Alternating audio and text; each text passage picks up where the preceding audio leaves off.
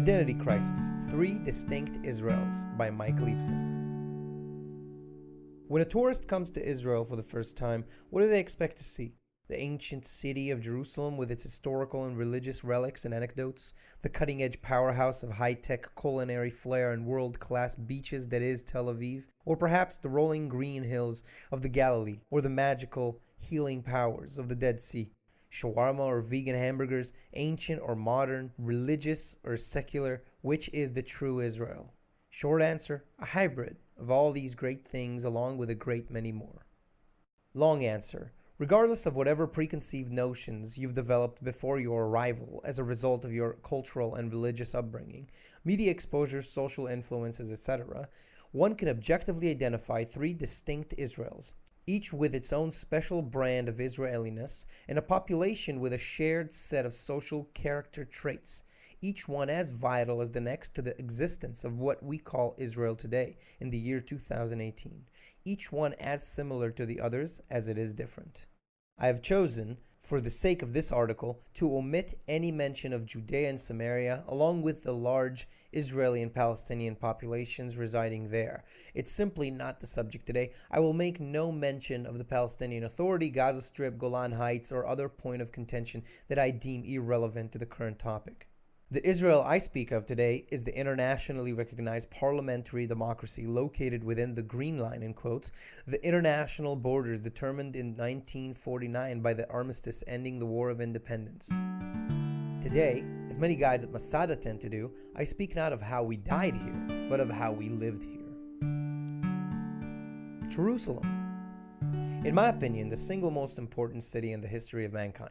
Despite its remote mountaintop location, Jerusalem has been the prized jewel in the crown of every major European and Middle Eastern powerhouse all the way back before King David and up until the ending of the British Mandate in 1948. She is the spiritual stronghold that alone has the power to bind the region together or tear it apart. Her ancient secrets literally ooze out of cracks between the worn stones, and nobody is impervious to the scene of awe and importance obtained by simply strolling her alleyways, passages, tunnels, and courtyards. Her hilltops and valleys are home to many of the holiest sites of the three monotheistic religions. Likewise, the surrounding foothill regions is home to both traditional religious communities as well as modern shopping malls, ancient monasteries carved into rocky mountainsides overlooking the high-tech agricultural work that the kibbutznikim, in quotes, perform in the fields below. Jerusalemites appear to be inherently aware of the austere importance of this heritage, which they presently embody, and their mindset is a balance of humility and pride, appreciation and acknowledgement of the weight of their burden. Even the city's secular residents seem, on average, to be far more spiritually aware than in most other places around the world. Of course, a great deal of her residents are religiously observant, and this manifests itself through countless different branches and subdivisions of Christianity, Islam, and Judaism, as well as through the appearance of a multitude of smaller and lesser-known religious followings, such as the Makoya, a group of Japanese Christians residing in Israel and studying the Old Testament in Hebrew. Strolling the modern streets of West Jerusalem, it is impossible to ignore the wealth of human history hiding just below the surface. Rambling the ramparts of the old city walls, you can almost hear the Roman legions cramped into the valleys below. However, Jerusalem is not all history and archaeology and old dusty rocks and stories. She is also a vibrant modern city with a booming tourism industry alongside a thriving cultural scene that includes fine dining museums highlighting both old and new, an internationally renowned university, a wide sampling of music and the arts, and much, much more. The Machane Yehuda market has, in recent years, become the new hub of Jerusalem nightlife, with thousands of people from all around the world filling its narrow alleys with dozens of different languages and culinary styles in the wee hours, long after the vegetables and spice vendors have closed up shop. The municipality presents an impressive sound and light show projected on the old city walls outside the Jaffa Gate. Jerusalemites observe National Book Week and Ramadan. They have a pride parade in the Via Dolorosa, along a wide variety of ethnic foods from across North America and the Middle East. You can find an impressive offering of locally brewed IPAs and lagers. The Jerusalem foothills area has been producing some of the world's finest wines continuously for literally thousands of years. Yet, if you go for a drive down the hill and across the coastal plain, it is as if you had been transported 2,000 years in time to an entirely different, though no less authentic, version of Israel. Tel Aviv. There is not a shadow of a doubt that Tel Aviv in the year 2018 is the single most socially liberated and progressive city in the world. Playing home to the world's most vibrant and fastest growing LGBTQ+ community has brought with it a massive upsurge in cultural wealth over the recent decades, while fostering the world's second largest center of technological innovation after Silicon Valley in brackets, has led to a corresponding increase in actual material wealth. This is a different Israel. Here you will much more easily find a vegan restaurant than a kosher one. Tel Aviv is almost as many sushi bars as falafel stands. Thousands of certified yoga instructors offer their services in private studios, public parks, or down at the famed beachfronts. I was born and raised in Southern California, home of Baywatch, but I can safely and proudly say that by and large, Tel Aviv's beach culture makes SoCal look like a landlocked desert wasteland. The end result? New York City on the Mediterranean Sea, a city that truly never sleeps and frankly has no reason to, seeing as evening temperatures in the warm season, half the year in brackets, hover around the high 70s and low 80s. Did I mention the endless parade of absolutely gorgeous people of every imaginable color, shape, and size? The way I see things, the municipality of Tel Aviv-Yafo really should be expanded to include many of the surrounding suburbs, such as Ramat Gan, Petah Tikva, the Sharon region, Chulon, and Bat Yam, where many of its artists, professionals, and entrepreneurs make their homes, much like LA's vastly sprawling suburban metropolis. Tel Avivim and many other Israelis often refer to it as the state of Tel Aviv, in quotes, a tongue-in-cheek allusion to the socio-economic and cultural bubble in which its residents appear to thrive. Truly, when in Tel Aviv, it is all too easy to either forget or simply ignore the often harsh realities of life outside the city limits. 24/7, 365, you can find something to do and somebody interesting to do it with. Culinary tours, street art and graffiti tours, massive groups of rollerbladers cruising the boardwalk late at night, and yes, even archaeological excavations and one-of-a-kind museums. Even Yom Kippur, Judaism's holiest day, has become a sort of secular jubilee here, with tens of thousands of Israelis flocking to ride their bicycles on the empty Ayalon highway. Yet Tel Aviv is not in fact as isolated as it seems. Even here we can see shining examples of the potential coexistence that could one day reign in the region. To the south of the Tel Aviv port are three adjacent strips of beach. Locals know them as the gay beach, the dog beach, and the religious beach. Not surprisingly, those target audiences do in fact perpetuate the justification of the names by going to the beach that fits their state of mind and personal style. Yet they don't have any conflict with one another. It is as if each group is almost unaware, albeit implicitly tolerant of the others. Of course, a great many Tel Avivim still appreciate the beauty of Israel's natural treasures and spend their weekends and holidays traveling to the north or south, staying at campgrounds or luxury guest houses. Young people playing matkot along the water's edge or eating watermelon on their straw mats or developing code in their high-tech parks are every bit as Israelis their less urbanized counterparts. They do reserve duty in the IDF, generate economic growth, and reserve a collective welcoming party for millions of visiting tourists from around the world each year. The periphery, in quotes. Make no mistake, the term is simply a geographical distinction.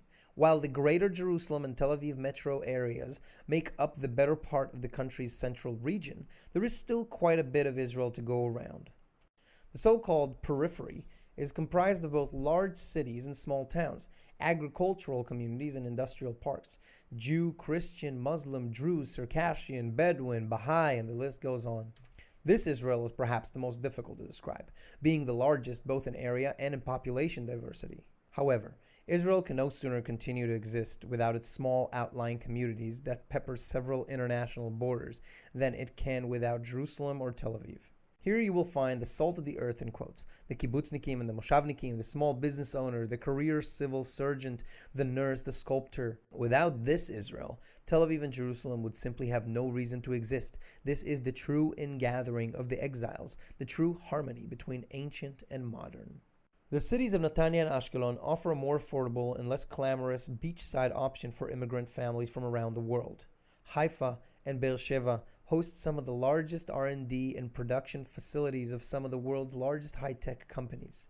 Eilat and Nahariya provide Israelis with a place to get away and work on their tans for a long weekend without having to leave the country. The incredible natural beauty of sites like Rosh Hanikra, the Dead Sea, the Sea of Galilee, Mitzpe Ramon, and countless other national parks and nature reserves harbors a magical quality that hypnotizes both Israeli and tourists alike. Despite existing on a smaller scale, Israel contains almost every bit as much natural diversity as a country like the USA. Arid deserts give way to fertile plains, and rolling hills give rise to staggering peaks.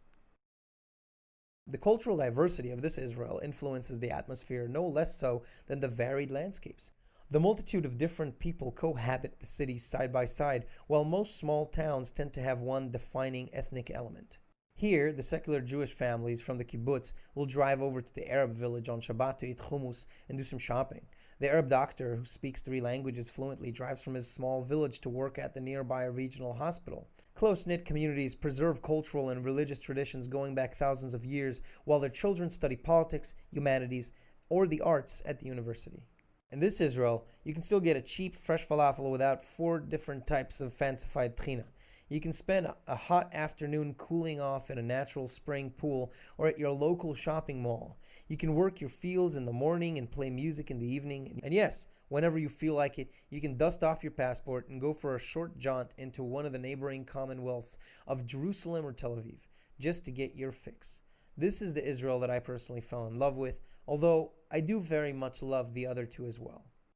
I remember during my first visit to Israel at the age of 24, the first real insight that I arrived at while attempting to process the massive overload of sensory input was that things here are complicated. Very, very complicated. At first I despaired, wondering how I would ever be able to get a grasp on things. How would I ever manage to fill in the overwhelming gaps in my knowledge and experience? Spoiler alert, tons of reading helps, in brackets. However, on subsequent visits before I made Aliyah, I slowly came to the realization that the Israelis themselves often have no clue what's going on around them either. How many Israelis have I met that haven't been to Jerusalem since their class trip in middle school or their requisite visit during IDF basic training? How many Israelis have I met that haven't ever been to a kibbutz or speak only one language, have never traveled abroad, confidently insist that there are 51 states on the American flag, or 49? Israelis are a mixed bag. Any way you look at it, I have not yet met one who isn't prepared to tell me where the single best hummus in the country is. There are very few personal boundaries. You will often find yourself discussing politics or medicine with a taxi driver, or being set up for a blind date with the granddaughter of someone next to you in line at the supermarket. This is particularly because during IDF service, these barriers are effectively broken down for the sake of cohesion, but also because Israel is a dynamic, rebellious, and ultimately unpredictable land of paradox. See the Bedouin tent camp with a corral full of camels next to a paved parking lot full of tour buses. See the Jerusalemite whose family has lived in the same home for hundreds of years, installing solar panels on the roof. See the doctor take orders from his auto mechanic once a year when they climb into their tank for reserve duty. See the famous rollerblading rabbi in quotes of Tel Aviv, who somehow manages to reconcile an observant religious and spiritual life in the heart of a modern-day Sodom and Gomorrah. See the Kabbalists of Tzfat, who express ancient mystical concepts in eye-dazzling modern art. See the shockingly well-preserved Roman ruins and the 3D audio-visual spectacular at the Visitors Center. For a country roughly the size of New Jersey, with a population less than that of Los Angeles County, Israel has, in its 70 tumultuous years, made incredible leaps and bounds. From a backwater of the crumbling Ottoman Empire at the beginning of the 20th century, Israel catapulted itself to becoming a cultural and economical powerhouse by the onset of the 21st. It is truly a significant player on the world stage, harboring yet undiscovered treasures from the past as well as yet undeveloped technological marvels of the future. Israel is by no means perfect, but that's also what makes it so emphatically human. Just like all other nations, we have corrupt politicians and social dissidents, we have unemployment and poverty, and we have what is probably the most inflammatory land dispute in the history of the world, which sadly has become so entrenched in the quagmire that it will likely take generations to resolve. No, Israel is not perfect, but it is most certainly a very special place indeed.